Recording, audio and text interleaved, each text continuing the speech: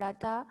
आज today our topic is micro organisms and diseases. अब जो माइक्रो ऑर्गेनिजम्स की टाइप्स तो हमने पढ़ ली कि कौन से माइक्रो ऑर्गेनिजम्स की हमने टाइप्स देखी थी कि वायरसेस, बैक्टीरिया, फंजाई और प्रोटोजोआ। इसके अलावा हमने अब आगे पढ़ना है कि डिजीज़ेस जो हैं फैलती किस तरह हैं, पर्सन टू पर्सन किस तरह जाती हैं, और कुछ डिजीज़ेस नॉन कम्युनिकेबल होती हैं, कुछ कम्युनिकेबल होती हैं। तो वो क्या होता है सारा वो स्टार्ट करते हैं। मैं स्टार्ट से रीड कर रही हूँ, पेंसिल्स अपने पास रखिएगा। जौन जौन सी लाइन में मार्क करने के कहूँ उसको काइंडली मार्क कर लीजिएगा। There are many diseases which makes us ill. Some diseases are caused when the body does not get the correct supply of minerals and vitamins that it needs. These are called deficiency diseases. अच्छा, जब हमारी body को एक proper तरीके से nutrients, vitamins, minerals ना मिलें तो हम कहते हैं कि हमारी बॉडी में इस मिनरल की, इस वाइटामिन की कमी हो गई है, डेफिशिएंसी हो गई है। तो हम ऐसी डिजीज़ेस को डेफिशिएंसी डिजीज़ेस का नाम दे देते हैं। लाइक जिस तरह हम कह देते हैं कि विटामिन डी की कमी हो गई है, बोन्स वीक हो रही हैं, तो ये डेफिशिएंसी हो गई है विटामिन डी की। तो ऐसी डिजीज़ेस को हम लोग डेफिशिएंसी डिजीज़ेस का नाम दे देते हैं।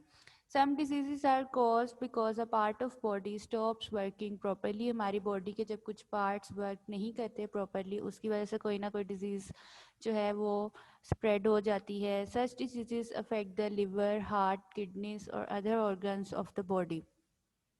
These and the deficiency diseases are not spread from one person to another. ये लाइन मार्क करें कि डेफिशिएंसी डिजीजेस हों या कोई पार्ट पे जब अफेक्ट होता है उससे कोई डिजीज़ फैले, तो ये जो डिजीजेस होती हैं ये कोई पर्सन टू पर्सन नहीं स्प्रेड होती. यानी कि आप जिस तरह आजकल एक डिजीज़ जिस तरह चल रही है, कोरोना वायरस है, वो कहते हैं ना स्प्रेडिंग की वजह से स्प्रेड होती है. जब आपस में दो पर्सन कम्युनिकेट करते हैं, हाथ मिलाते हैं, उसकी वजह से वायरस फैलता है. तो ये जो डेफिशिएंसी डिजीजेज हैं या कोई पार्ट अगर इफेक्ट होता है उसकी वजह से कोई डिजीज़ फैलती है, तो ये स्प्रेड नहीं होती from one person to another. ऐसी डिजीज़ेस को हम लोग नॉन कम्युनिकेबल डिजीज़ेस का नाम देते हैं. यानी कि कम्युनिकेबल का वर्ड यहाँ यूज़ हो रहा है, आप खुद देखो.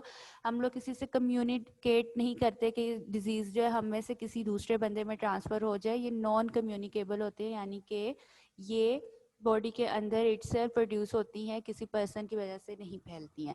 तो ये लाइन मार्क कर लें. These and the deficiency diseases are not spread from one person to another, they are non communicable diseases. Deficiency diseases can be prevented by eating these foods. अब नीचे आप लोगों को कुछ फूड्स की डायग्राम बनी हुई नज़र आ रही हैं, साथ में उन्होंने मेंशन कर दिया है कि इन चीज़ों में vitamin A, B, C, D, E, K ये होता है. तो जिसको इनमें से जिस विटामिन की डेफिशिएंसी हो वो ये चीज़ों का इनटेक करे और अपनी विटामिन की कमी को वो पूरा कर सकता है. ठीक है, नेक्स्ट पेज पे मैं आती हूँ. यहाँ पे अब कम्युनिकेबल और इन्फेक्टियस डिजीजेस कौन सी होती हैं. नॉन कम्युनिकेबल मैंने अभी बताया है कि वो पर्सन टू पर्सन स्प्रेड नहीं करती हैं.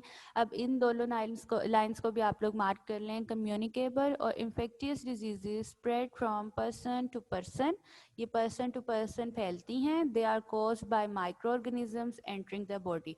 ये माइक्रो ऑर्गेनिजम्स की वजह से फैलती है जब माइक्रो ऑर्गेनिज्म हमारी बॉडी में जाते हैं. और अभी आप लोगों ने कल पीछे पढ़ा था कि माइक्रो ऑर्गेनिजम्स में फंजाई, बैक्टीरिया और वायरस होता है. तो जिस तरह कोरोना है, हमारी बॉडी में वायरस जब वो एंटर होता है तो वो डिजीज़ जो है पर्सन टू पर्सन स्प्रेड कर देता है. तो यहाँ पे कोरोना में हम लोग किस माइक्रो ऑर्गेनिज्म की बात कर रहे हैं? वायरस की. ठीक है, कोरोना वायरस आप लोग नाम सुनते हो तो हम कोरोना वायरस की यहाँ पे बात कर रहे हैं. और वायरस क्या है? माइक्रो ऑर्गेनिज्म है. ठीक है, अब नेक्स्ट टॉपिक आपका है how micro organisms enter the body. Micro organisms के बारे में हमने पढ़ लिया, इन्फेक्शंस, डिजीजेस के बारे में पढ़ लिया. अभी हमारी बॉडी में जाती किस तरह है, ये आप लोगों का एक लॉन्ग क्वेश्चन भी है. आई गेस लास्ट आपका वर्कबुक पे लॉन्ग क्वेश्चन है, तो इसके पॉइंट्स जो हैं फ़ौरन से जो मैं हेडिंग्स बता रही हूँ आप लोग पेंसिल के साथ अपनी बुक्स पे लिख लो. स्टार्ट से मैं रीड कर रही हूँ, जहाँ हेडिंग आएगी मैं आपको बता देती हूँ. Microorganisms can enter the body through the nose and mouth when you breathe, eat और ड्रिंक. जब आप सांस लेते हो, खाते हो, पीते हो, माइक्रो ऑर्गेनिज्म आपकी नोज और माउथ के थ्रू जो है आपकी बॉडी में एंटर हो जाता है. Disease is often spread through coughing. खांसने छींकने से, कफिंग स्नीजिंग, इनकी वजह से भी डिजीज स्प्रेड मोस्टली होती है, ठीक है।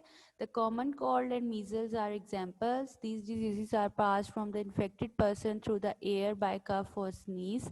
जब हम लोग कफिंग या स्नीजिंग करते हैं तो एयर के थ्रू जो है हमारी बॉडी में ये माइक्रो ऑर्गेनिजम्स एंटर हो जाते हैं। तो आप लोग जो फर्स्ट ये पैराग्राफ जो मैंने रीड किया है इसके ऊपर हेडिंग दे दो कि थ्रू एयर, ठीक है। फर्स्ट पॉइंट आपका ये है कि एयर के थ्रू माइक्रो ऑर्गेनिजम्स हमारी बॉडी में एंटर होते हैं। तो आप बेशक इस साइड पे जो जगह मैंने यहाँ पे हेडिंग लिख दो या माइक्रो ऑर्गेनिजम्स के ऊपर लिख दो। इस फर्स्ट पैराग्राफ की हेडिंग है थ्रू एयर, यानी कि एयर के थ्रू जो माइक्रो ऑर्गेनिजम्स ऐसे फैल जाते हैं कफिंग स्नीजिंग वगैरह के थ्रू, ठीक है। फर्स्ट पैराग्राफ पे आप हेडिंग दे दें थ्रू एयर। इसके बाद जी सेकंड पॉइंट आपका मैं पढ़ रही हूँ, some diseases are spread through direct contact, they can also enter the body through cuts in the skin. अब इन दो लाइंस के ऊपर जो स्पेस दी है यहाँ पे आप लोग हेडिंग दें थ्रू डायरेक्ट कॉन्टैक्ट। स्पेलिंग बिल्कुल फर्स्ट लाइन में लिखे हुए हैं, वहाँ से देख लें, पेंसिल के साथ लिखिएगा थ्रू डायरेक्ट कॉन्टैक्ट, यानी कि डायरेक्टली भी हमारी बॉडी में माइक्रो ऑर्गेनिज्म एंटर हो जाते हैं। और कैसे, जैसे हमारी स्किन पे कट्स लगते हैं उसके थ्रू भी जो है माइक्रो ऑर्गेनिज्म बॉडी में एंटर हो जाते हैं, ठीक है। थर्ड वन में पढ़ रही हूँ, थर्ड वन के ऊपर आप लोग लिख दीजिए थ्रू इंसेक्ट्स। थर्ड हेडिंग लिखिए आप लोग through insects.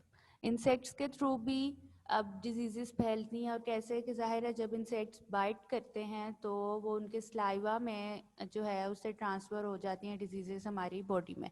Insects to pass on diseases to humans, insect pass on harmful germs by biting humans and feeding on their blood. The bite of female mosquito can cause malaria. इसको underline कर लें कि female mosquito की bite से जो disease फैलती है वो मलेरिया कहलाती है, ठीक है।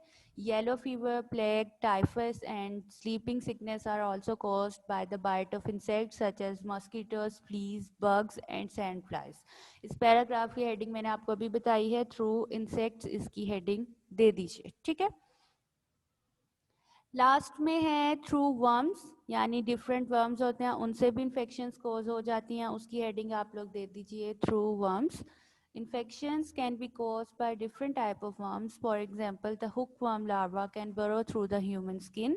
ये burrow करता हुआ यानी कि अंदर चला जाता है ह्यूमन स्किन के। जैसे ही ह्यूमन स्किन के अंदर जाता है ब्लड स्ट्रीम में ट्रांसफ़र हो जाता है और ब्लड से ही होता हुआ डिफरेंट पार्ट्स तक फैल के डिजीज़ फैला देता है। बेसिकली ये हुकवर्म लार्वा जो होता है ब्लड फीड करते हैं, इसीलिए ये ब्लड स्ट्रीम में रहते हैं। इस वाले पॉइंट पे आप थ्रू वर्म्स की हेडिंग दे दें।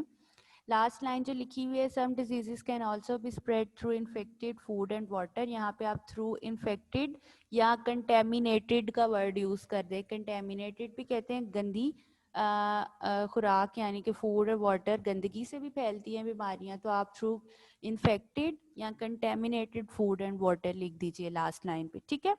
अब नीचे उन्होंने दो डायग्राम्स बनाए हुए, उसमें वो दिखा रहा है कि अगर हम लोग खाने को थोड़ी देर के लिए कवर ना करें, हम कहते हैं ना खाना जब भी आप लोग रखो उसको कवर करके रखा करो इस्तेमाल के बाद। जब हम उसको कवर नहीं करते, ऐसे खुला छोड़ देते हैं, तो भी जर्म्स फैलते हैं, कोई ना कोई बैक्टीरिया फंजाई उस पर आ जाता है और उस वजह से डिजीजेस फैल देती हैं और फिर हम वही खाना खाते हैं तो वो हमारी बॉडी के अंदर एंटर हो जाती हैं।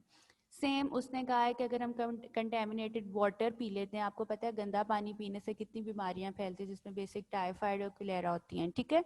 तो आप लोग लास्ट लाइन की बस ये हेडिंग दे दो कि through contaminated food and water या through infected food and water. Infected के स्पेलिंग सामने है, जो बच्चे कंटेमिनेटेड का वर्ड यूज़ करना चाह रहे हैं वो है CONTAMINATED, कंटेमिनेटेड, ठीक है। फूड पॉइजनिंग, नेक्स्ट पेज पे मैं आ गई हूँ। Food poisoning is caused by bacteria from foods that are not stored, prepared और कुक्ड प्रॉपर्ली। फूड पॉइजनिंग अब बैक्टीरिया की वजह से होती है, इस लाइन को मार्क कर लें। और किस वजह से होती है, जब खाना हम लोगों ने सही से स्टोर ना किया हो या वो पका ना हो, ठीक से कुक ना हुआ हो, तो भी जो है जर्म्स जो हैं बॉडी में एंटर हो जाते हैं और फूड पॉइजनिंग को कॉज कर देते हैं, ठीक है।